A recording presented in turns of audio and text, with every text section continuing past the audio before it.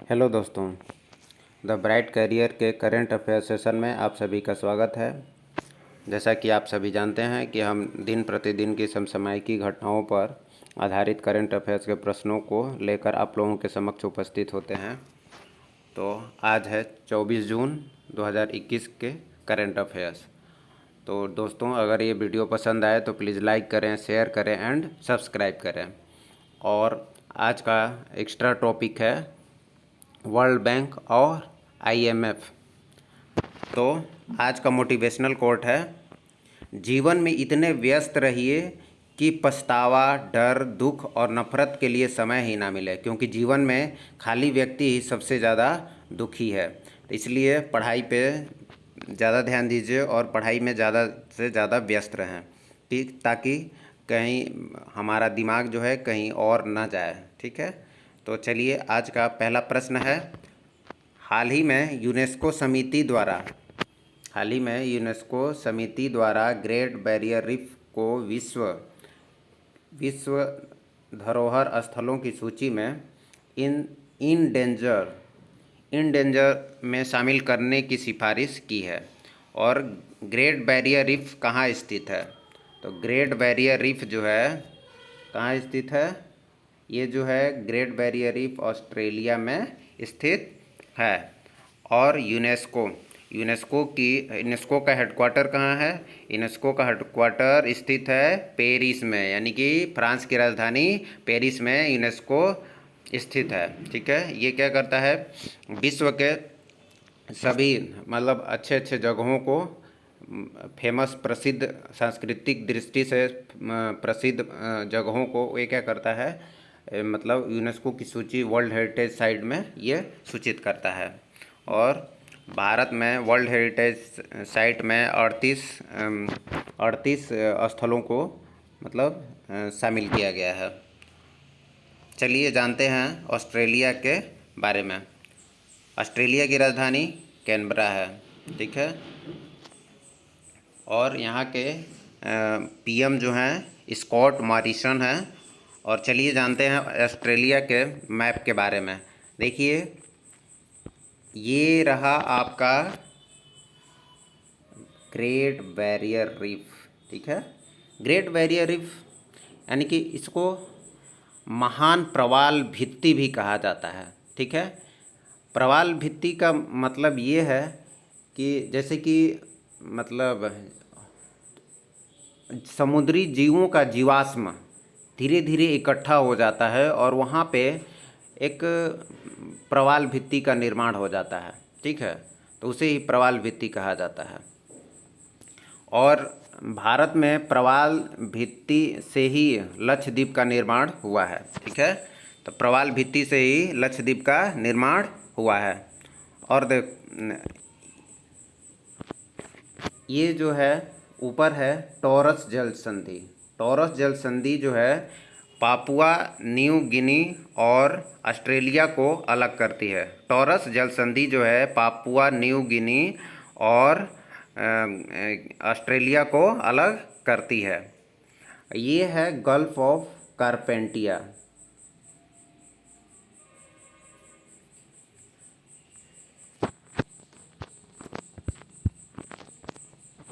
ये है gulf of कारपेंटिया। और यहाँ पे है ब्रिस्बेन। यहीं पे 2032 में जो है क्या होगा, ओलंपिक खेल का आयोजन जो है 2032 में ब्रिस्बेन ऑस्ट्रेलिया में ही होगा। और ये है सिडनी। ठीक है, और कैनबरा जो है यहाँ की ऑस्ट्रेलिया की राजधानी है। ठीक है, और ऑस्ट्रेलिया के बीचों बीच मक्का रेखा यानी कि 23.5 डिग्री अक्षांश गुजरती है ऑस्ट्रेलिया के बीचों बीच। ठीक है, और यहीं पे आयर लेक कहाँ है? आयर लेक जो है ऑस्ट्रेलिया में ही स्थित है। और नीचे है आपका तस्मानिया को बास जल संधि जो है ऑस्ट्रेलिया से अलग करती है। तस्मानिया और ऑस्ट्रेलिया के बीच में बास जल संधि है जो कि तस्मानिया और ऑस्ट्रेलिया को अलग करती है। और यहाँ पे है तस्मान सागर। ऑस्ट्रेलिया के पूर्व में पैसिफिक ओशन है, यानी कि प्रशांत महासागर, और इधर मतलब दक्षिण दक्षिण दक्षिण पूर्व में जो है प्रशांत महासागर स्थित है। और यहाँ ऑस्ट्रेलिया के मतलब दक्षिण में जो है दक्षिण पश्चिम में इंडियन ओशन है, हिंद महासागर, ठीक है। और जो है क्वेश्चन पूछा जाता है कि ग्रेट बैरियर रीफ ऑस्ट्रेलिया के किस किस दिशा में स्थित है। तो ग्रेट बैरियर रीफ जो है ऑस्ट्रेलिया के उत्तर पूर्व में स्थित है। चलिए, और ये ऊपर है, यहाँ कॉर्नर में जो दिख रहा है दक्षिण यानी कि पश्चिम उत्तर पश्चिम में जो है इंडोनेशिया स्थित है। इंडोनेशिया की राजधानी जकार्ता है, ठीक है, जो कि जकार्ता जो है जावा द्वीप समूह पे स्थित है। अब चलिए चलते हैं नेक्स्ट क्वेश्चन की तरफ। हाल ही में किस देश ने एयरबोर्न लेजर गन से ड्रोन को हवा में मार गिराया है? तो एयरबोर्न लेजर गन से ड्रोन को हवा में मार गिराया है किसने? इजराइल ने हवा में ही ड्रोन से मतलब लेजर के माध्यम से ड्रोन को हवा में मार गिराया, ठीक है। आने वाले समय में स्पेस वार होगा, इसी तरह से उसे मतलब अंजाम दिया जाएगा। और जो है यहाँ के इजराइल के पीएम जो हैं नफ्ताली बनेट हैं यहाँ के पीएम। और करेंसी क्या है यहाँ की? इजरायली नई शेकेल है यहाँ की करेंसी। शेकेल है, ठीक है। और यहाँ के प्रेसिडेंट हैं इसाक हर्जोग। यहाँ के प्रेसिडेंट कौन है? इसाक हर्जोग यहाँ के प्रेसिडेंट हैं। हाल ही में कोरोना से अनाथ बच्चों के लिए आशीर्वाद योजना की शुरुआत किस राज्य ने की है? तो आशीर्वाद योजना की शुरुआत जो है उड़ीसा ने की है। और उड़ीसा के पीएम क्या हैं? बिजू पटनायक। उड़ीसा के तट को क्या कहा जाता है? उड़ीसा के तट को उत्कल तट कहा जाता है। और वहाँ के गवर्नर जो हैं क्या हैं? गणेशी लाल हैं। बिजू पटनायक जो है बिजू जनता दल से संबंधित हैं, बिजू जनता दल पार्टी से संबंध रखते हैं, बिजू जनता दल पार्टी, ठीक है, उसके विधायक हैं। यानी कि सीएम जो हैं बिजू पटनायक हैं। नवीन पटनायक इसके क्या है? पिताजी थे। हाल ही में चर्चा में रहा हबल टेलीस्कोप कब स्थापित किया गया? 1990 में। हबल टेलीस्कोप को 1990 में नासा और ईएसए की स्थापना जो है यूरोपियन स्पेस एजेंसी की स्थापना 1975 ईस्वी में होती है, ठीक है। और यहाँ नासा की स्थापना कब होती है? नासा की स्थापना जो है 1958 ईस्वी में होती है। और 1958 में ही डीआरडीओ की स्थापना होती है। और यहाँ पे हबल टेलीस्कोप जो है 500 किलोमीटर की ऊंचाई पर स्थापित है, ठीक है। इसे डिस्कवरी सैटेलाइट से मतलब स्थापित किया गया, ठीक है। हबल टेलीस्कोप को एनिबल हबल के नाम से, ठीक है, एनिबल हबल के नाम से ये टेलीस्कोप का नामकरण किया गया था। और ये रहा, देखिए आप लोगों को, ये है हबल टेलीस्कोप, ठीक है। ये कुछ दिनों से ये नहीं काम कर रहा है, ना पिक्चर भेज रहा है, ना कुछ, मतलब ये जो काम नहीं कर रहा है। और हाल ही में किसे वर्ल्ड बैंक और आईएमएफ द्वारा गठित उच्च स्तरीय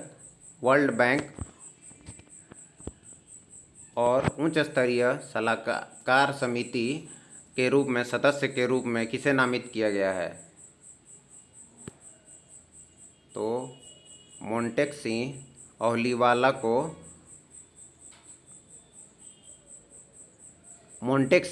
अहलूवालिया को वर्ल्ड बैंक और आईएमएफ द्वारा गठित उच्च स्तरीय सलाहकार समिति के सदस्य के रूप में नामित किया गया है। और मोंटेक सिंह अहलूवालिया क्या हैं?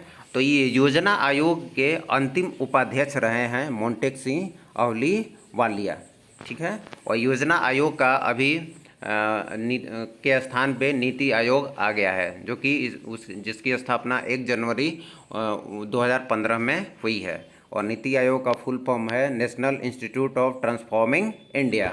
तो मोंटेक अहलूवालिया को वर्ल्ड बैंक द्वारा और उच्च स्तरीय सलाहकार समिति के सदस्य के रूप में नामित किया गया है। ठीक है। और यहाँ पे रघुराम राजन कौन है? पूर्व गवर्नर हैं रघुराम राजन, किसके? आरबीआई के। ठीक है। ये 23वें गवर्नर थे रिजर्व बैंक ऑफ इंडिया के। रिजर्व बैंक ऑफ इंडिया की स्थापना 1935 ईस्वी में कोलकाता में होती है। उसका सबसे पहले हेडक्वार्टर जो होता है कोलकाता में होता है। उसके बाद 1937 में उसका आरबीआई का हेडक्वार्टर जो है मुंबई में लाया जाता है। ठीक है। आरबीआई के फिलहाल में गवर्नर जो हैं शक्तिकांत दास जी हैं। ठीक है। रघुराम राजन ये जो पूर्व गवर्नर हैं 23वें गवर्नर हैं। उसके बाद उर्जित पटेल बने थे आरबीआई के गवर्नर थे, यानी कि 24वें गवर्नर। और 25वें गवर्नर यही हैं शक्तिकांत दास। ठीक है। अभिजीत बनर्जी क्या हैं? एक अर्थशास्त्री हैं। ठीक है। जिन्हें 2019 में नोबेल अर्थशास्त्र का नोबेल मिला था, और इनकी पत्नी को भी। और ये उर्जित पटेल। चलिए जानते हैं आईएमएफ और वर्ल्ड बैंक के बारे में। ठीक है। ये एक्स्ट्रा टॉपिक है। आईएमएफ और वर्ल्ड बैंक की स्थापना ब्रेटन वुड्स सम्मेलन के दौरान 1944 ईस्वी में किया गया। ठीक है। इसे जुड़वा बहनें भी वर्ल्ड बैंक और इंटरनेशनल मॉनेटरी फंड को जुड़वा बहनें भी कहा जाता है। ठीक है। और इसका हेडक्वार्टर जो है वाशिंगटन डीसी में यूएसए में है। यूएसए। ठीक है। अमेरिका में है। और आईएमएफ के मेंबर जो हैं 190 हैं। आईएमएफ के कितने मेंबर हैं? 190 हैं। ठीक है। जो सदस्य आईएमएफ का मेंबर होता है वो वर्ल्ड बैंक का भी मेंबर होता है। और 190वां सदस्य अंडोरा है। अंडोरा कहाँ स्थित है? अंडोरा जो है ये उत्तर नॉर्थ अमेरिकन कंट्री है। ठीक है। ये साइबेरियन कंट्री है कह सकते हैं। नॉर्थ अमेरिका और ये क्या बोलते हैं साउथ अमेरिका के बीचों बीच स्थित है अंडोरा। अंडोरा को 190 मतलब 90वां जो है मेंबर बनाया गया है। 190 स्थान पे कौन? अंडोरा आया, जो कि अंतिम मेंबर है आईएमएफ का। अंतिम मेंबर क्या मतलब फिलहाल में 190 हैं। ठीक है। आगे भी बढ़ सकते हैं। आईएमएफ के हेड कौन है? क्रिस्टीन लेगार्ड जो है यहाँ इसकी निदेशक हैं आईएमएफ की। ठीक है। और ग्लोबल इकोनॉमिक आउटलुक जारी कौन करता है? ग्लोबल इकोनॉमिक आउटलुक जो है आईएमएफ जारी करता है। आईएमएफ क्या करता है? इसका उद्देश्य है विकास गरीब देशों को ऋण प्रदान करना, मतलब और विश्व में गरीबी को दूर करना और विकास करना। ठीक है। ये है आपका आईएमएफ का उद्देश्य। आईएमएफ की करेंसी को क्या कहा जाता है? तो आईएमएफ की करेंसी को एसडीआर कहा जाता है। एसडीआर में शामिल मुद्राओं में जैसे कि यूएस डॉलर, येन, जापानी येन, जापान की येन है मुद्रा। युआन जो है कहाँ की है? युआन जो है वहाँ की चाइना की मुद्रा है, यानी या फिर रेनमिनबी कह सकते हैं। और पौंड स्टर्लिंग जो कि पौंड स्टर्लिंग कहाँ का है? ब्रिटेन का। ठीक है। वहाँ की मुद्रा है। तो एसडीआर की करेंसी में 5 मुद्राएं शामिल हैं: यूएस डॉलर, येन, जापानी येन और युआन यानी कि चाइनीज युआन और पौंड स्टर्लिंग।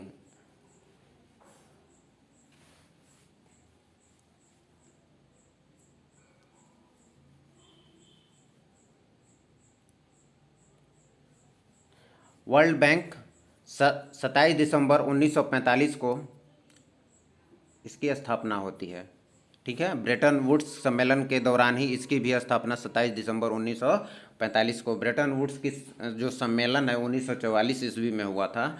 और वर्ल्ड बैंक की स्थापना और आईएमएफ की स्थापना एक ही साथ की गई थी। और इसे वर्ल्ड बैंक की स्थापना जो है आईबीआरडी के रूप में मतलब हुई थी, यानी कि उसका यानी कि आईबीआरडी को ही वर्ल्ड बैंक कहा जाता है। International bank for reconstruction and development, पुनर्निर्माण बैंक कह सकते हैं, अंतर्राष्ट्रीय पुनर्निर्माण विकास बैंक जो है। तो इसी को क्या कहा जाता है? वर्ल्ड बैंक का नाम से जाना जाता है। आईडीए की स्थापना जो है 1960 ईस्वी में होती है, इंटरनेशनल डेवलपमेंट एजेंसी। ठीक है। तो अंतर्राष्ट्रीय विकास, ठीक है, संघ की स्थापना 1960 ईस्वी में होती है। आईएफसी, इंटरनेशनल फाइनेंशियल कॉरपोरेशन, 1956 ईस्वी में इसकी स्थापना। ये वर्ल्ड बैंक के ग्रुप हैं, ठीक है। वर्ल्ड बैंक के ग्रुप में 5 बैंक हैं, जैसे कि आईबीआरडी, आईडीए, आईएफसी, मीगा और आईसीएसआईडी, ठीक है। 1966 ईस्वी में आईसीएसआईडी की स्थापना होती है और मीगा की स्थापना 1998 ईस्वी में होती है। मीगा का फुल फॉर्म होता है मल्टीलेटरल इन्वेस्टमेंट गारंटी एजेंसी, ठीक है। आईसीएसआईडी का मतलब है international centre for settlement of inter investment disputes. तो ये 5 जो है, और वर्ल्ड बैंक के जो आपके हेड हैं डेविड मालपास हैं। चेयरमैन जो कौन है, वर्ल्ड बैंक के अध्यक्ष कौन है, डेविड मालपास हैं, ठीक है। वर्ल्ड बैंक क्या करता है, लॉन्ग टर्म लोन देता है, ठीक है। वर्ल्ड बैंक क्या करता है, लॉन्ग टर्म लोन देता है, ठीक है। और आईएमएफ क्या करता है, शॉर्ट टर्म लोन देता है, यानी कि कम समय के लिए लोन कौन देता है, आईएमएफ। और लॉन्ग टर्म लोन कौन देता है, वर्ल्ड बैंक, ठीक है। तो ये क्या करता है, गरीब देशों को हेल्प करता है, ठीक है, और लोन देता है। हाल ही में महिला टेस्ट मैच की दोनों पारियों में अर्धशतक लगाने वाली पहली भारतीय बल्लेबाज कौन बन गई हैं, तो वो हैं शेफाली वर्मा। मिताली राज क्या है, भारतीय क्रिकेट टीम की क्या है, कैप्टन है, ठीक है, कैप्टन है। और स्मृति मंघाना जो हैं, फिर हैं हरमनप्रीत कौर हैं, ठीक है। ये सब खिलाड़ी हैं किसके, क्रिकेट की, फीमेल। और यहाँ भारतीय महिला क्रिकेट टीम के कोच जो हैं रमेश पवार हैं। जान है तो जहान है अभियान किस मंत्रालय द्वारा शुरू किया गया, तो अल्पसंख्यक मंत्रालय द्वारा इसे शुरू किया गया है। और इस अल्पसंख्यक मंत्रालय के जो मंत्री हैं वो हैं मुख्तार अब्बास नकवी, जो अल्पसंख्यक मंत्रालय के मंत्री हैं। और इसे क्या किया जाएगा, इसे मतलब कोविड-19 से अफवाहों को दूर करना, ठीक है। टीकाकरण में बहुत सारे लोग टीका जो है कोरोना का टीका नहीं लगवा रहे हैं, तो इसे अफवाहों को दूर किया जाएगा और कोरोना टीकाकरण को बढ़ावा दिया जाएगा इस अभियान में। जान है तो जहान है। और कोविड फतेह योजना जो है, ठीक है, कोविड फतेह योजना जो है पंजाब में, ठीक है, कोरोना पिंड अभियान उसको नाम दिया गया है, तो वो पंजाब में है। मिशन इंद्रधनुष का संबंध जो है टीकाकरण से है, ठीक है। मिशन इंद्रधनुष का संबंध जो है टीकाकरण से रखता है। और इसकी शुरुआत जो है 25 दिसंबर 2014 में मिशन इंद्रधनुष की शुरुआत हुई थी, ठीक है। क्वेश्चन नंबर 8, पुरुष हॉकी टीम के कप्तान के रूप में किसे नामित किया गया। पुरुष हॉकी टीम के कप्तान के रूप में हरमनप्रीत सिंह को नामित किया गया है। और ये पुरुष हॉकी टीम के कोच जो हैं ग्राहम रीड हैं। कौन है, ग्राहम रीड। क्वेश्चन नंबर 9, हाल ही में हब्बा खातून नामक पुस्तक किसने लिखी है। हब्बा खातून नामक पुस्तक जो है काजल सूरी ने लिखी है। ये क्या है, जम्मू कश्मीर की निर्माता और निर्देशक हैं, ठीक है। अभिनेता भी हैं, अभिनेता और मतलब निर्देशक हैं, ठीक है। तो ये जो है और राइटर, साथ ही साथ राइटर भी हैं। तो हब्बा खातून नामक पुस्तक किसने, काजल सूरी ने, जो कि जम्मू कश्मीर की रहने वाली हैं। क्वेश्चन नंबर 10, किस राज्य ने राज्य शिक्षण प्रबंध प्रणाली शुरू किया है, तो ये है केरला, ठीक है। इससे क्या होगा, राज्य शिक्षण प्रबंधन प्रणाली, इसमें शिक्षा को मतलब शिक्षा का देखरेख किया जाएगा और उसे मतलब शिक्षा को अच्छी तरह से मतलब प्रबंध किया जाएगा शिक्षा प्रणाली में। और इसके सीएम कौन है, पी विजयन है, ठीक है। और इसके केरल के गवर्नर कौन है, आरिफ मोहम्मद खान। और विधानसभा सीटों की संख्या 140 और लोकसभा सीटों की संख्या 20, राज्यसभा सीटों की संख्या 9 है, ठीक है। और चलिए जानते हैं केरल राज्य के बारे में। देखो दोस्तों, ये है केरला, ये अपना है भारत, प्यारा भारत, और ये है केरल, ठीक है। केरल के तट को मालाबार तट कहा जाता है। क्या कहा जाता है? मालाबार। ठीक है, मालाबार तट कहा जाता है केरल को। ठीक है, और ये यहाँ से यहाँ तक ये पश्चिमी घाट श्रेणी है। ठीक है, पश्चिमी घाट श्रेणी इसको कहा जाता है।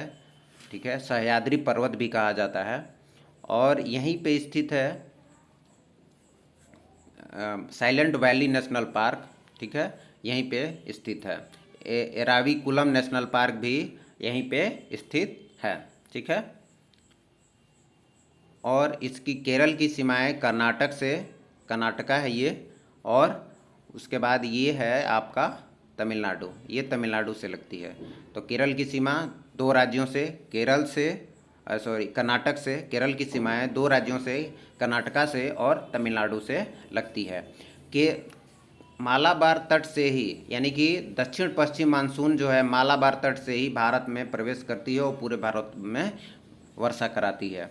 तो दक्षिण पश्चिम मानसून जो है सबसे पहले मालाबार तट से ही प्रवेश करती है और दक्षिण पश्चिम अरब सागर से उठती है हवाएं, जो है मानसूनी हवाएं जो हैं दक्षिण पश्चिम मानसून अरब सागर से ही स्थित मतलब गुजरती हैं। और तमिलनाडु के तट को कोरोमंडल तट कहा जाता है। आंध्र प्रदेश और यहाँ तक जो है इसे कहा जाता है उत्तरी सरकार। ठीक है, और उड़ीसा के तट को कोरोमंडल तट कहा जाता है। और यहाँ से यहाँ तक ये क्या है? कोंकण तट है। ठीक है, और चलिए जानते हैं अभी थोड़ा सा पूर्वोत्तर के बारे में। देखिए दोस्तों, आपका ये है आपका तिब्बत। तिब्बत में ही तिब्बत का पठार जो कि सब विश्व का सबसे ऊंचा पठार है, और यहीं से उसी तिब्बत के पठार में ही स्थित है मानसरोवर झील। मानसरोवर झील से 3 नदियां निकलती हैं, सिंधु, सतलज और ब्रह्मपुत्रा।